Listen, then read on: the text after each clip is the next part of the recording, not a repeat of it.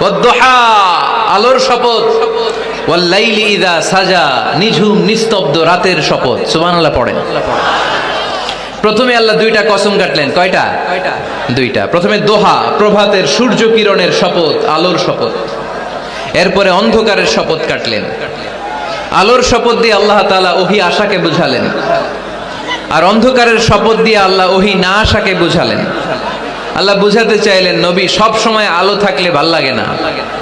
24 ঘন্টায় যদি সূর্যের আলো, এখনো সূর্যের আলো, সকালেও সূর্যের আলো, খালি আলো আর আলো, ভাল লাগবে? কথা বলেন না কেন?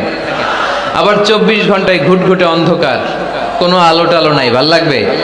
তার মানে জীবন চালাতে আলোরও দরকার, অন্ধকারেরও দরকার। বিশ্বনবীরে বুঝাতে চাইলেন, নবী ওহী আসা যেমনি দরকার, মাঝে মাঝে ওহী বন্ধ রেখে আপনার একটু বিশ্রাম দেওয়া দরকার। সুবহানাল্লাহ পড়েন। সরকারি চাকরি যারা করেন, সপ্তাহে কয়দিন জব করেন? জোরে বলেন। 5 দিন। বাকি 2 দিন কি করেন? বিশ্রাম নেন, ছুটিতে থাকেন। 7 দিনে যদি কাজ করা লাগতো, ভাল লাগতো? কথা বলেন না কেন? ভাল লাগতো না। আবার 7 দিনে যদি ছুটি থাকতো, ভাল লাগতো না। তার মানে কাজেরও যেমনি দরকার, বিশ্রামেরও দরকার, ঠিক কিনা? আল্লাহ বুঝাতে চাইলেন, নবী কাফেরদের কথায় কান দিবেন না। ওরা বলে আমি আপনারে ভুলে গিয়েছি। না না, কোশ্চিন কালেও না। আমি আপনারে কেমন করে ভুলে যাই? আপনি আমার বন্ধু।